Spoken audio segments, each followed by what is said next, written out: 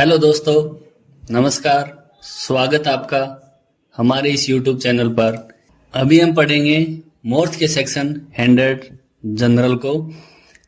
जैसा कि पहले के वीडियो में आपने देखा होगा कि मोर्थ में हमारे 32 सेक्शन हैं, जिसमें से हम शुरुआत कर रहे हैं सेक्शन 100 फर्स्ट जनरल। सेक्शन 100 में close number 101 introduction. These specification shall apply to all such road and bridge। मुख्य रूप से ये बात कहना चाह रहा है कि जो भी अपने स्पेसिफिकेशन है वो रोड और ब्रिज कार्यों में लागू होंगे या अपने जो कॉन्ट्रैक्ट में दिए हैं। Works as are required to be executed under the contract और otherwise directed by the engineer in charge hereinafter referred to as the engineer. इसमें यह बताया गया है कि जो स्पेसिफिकेशन है अपने रोड और ब्रिज कार्यों में लागू होंगे, जिन्हें कॉन्ट्रैक्टर के तहत निष्पादित किया जाना आवश्यक है या अन्यथा इंजीनियर इंचार्ज, जिसे आगे इंजीनियर कहा गया है, द्वारा निर्देशित किया गया है। तो चलिए दोस्तों आगे बढ़ते हैं। In every case the work shall be carried out to the satisfaction of the engineer and confirm to the location, lines, dimensions, grades and cross section so on the drawings और as decided by the engineer.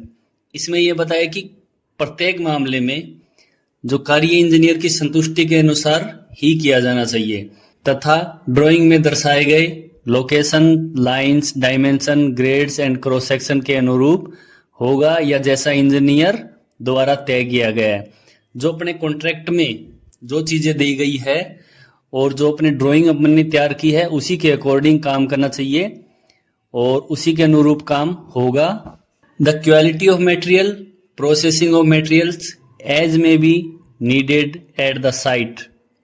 जो material की quality है और site पे आवश्यकता अनुसार material की जो प्रोसेसिंग है।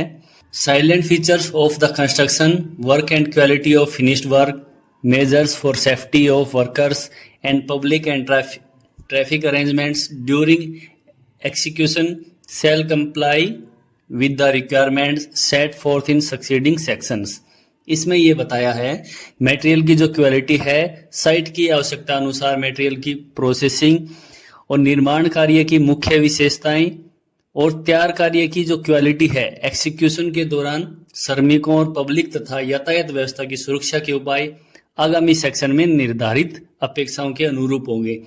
आगे जो सेक्शन दिए गए हैं उनमें समझाया गया कि हमें किस प्रकार की क्वालिटी रखनी है, किस प्रकार प्रोसेस करनी है और जो क्वालिटी मटेरियल उसको कैसे तैयार करना है और साइट पर वर्किंग करने के दौरान जो श्रमिक है और जो पब्लिक है और रोड हम बना रहे हैं उसमें जो यातायात व्यवस्था है उनकी सुरक्षा के क्या क्या उपाय हैं वो हम आगे के सेक्शन में पढ़ेंगे। Where the drawing and specifications describe a portion of the work only in general term and not in complete detail, it shall be understood that only the sound engineer practice is to prevail. Materials and workmanship of the best quality are to be employed and the instruction of the engineer are to be fully compliant with। इसमें यह बताया गया है जहाँ drawing and specification कार्य के एक भाग का केवल सामान्य शब्दों में वर्णन करते हैं, न कि पूर्ण रूप से, तो यह समझा जाए कि केवल साउंड इंजीनियर प्रैक्टिस को ही अपनाया जाना है। सर्वोत्तम गुणवत्ता की सामग्री और कारीगरी का उपयोग किया जाना है और इंजीनियर के इंस्ट्रक्शन का पूर्ण रूप से पालन करना है।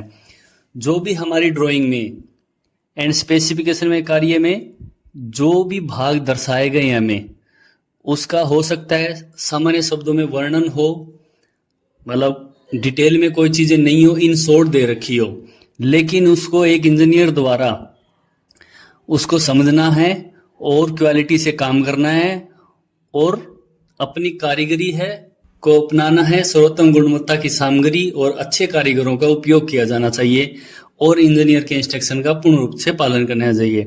इसमें बात की गई है sound engineer practice. Sound engineer practice का मतलब ये है कि अगर हम जैसे उदाहरण लेते हैं, अगर हमारी ड्राइंग में कुछ एरर हो, कुछ डिटेल्स नहीं दे रखी हो, तो उसे अपने एक्सपीरियंस के हिसाब से, साइट की कंडीशन के हिसाब से हम उसको खुद से उसका इम्प्लीमेंट करेंगे और ड्राइंग को रिवाइज कर सकते हैं, या drawing at a time revise नहीं हो सकती तो उसके अकॉर्डिंग अपन काम करेंगे।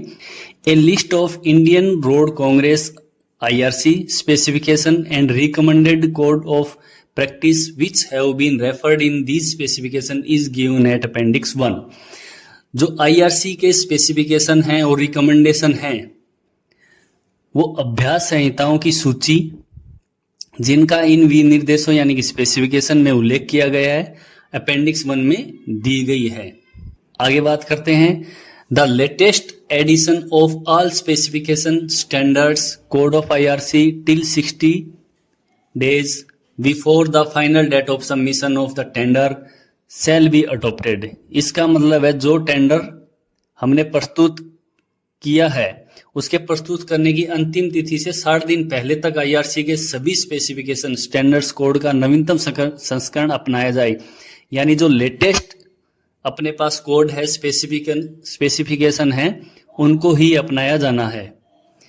In case of any conflict, ठीक है दोस्तों, और inconsistency in the provision of the applicable specification standards code of IRC provisions content in these specification shall apply.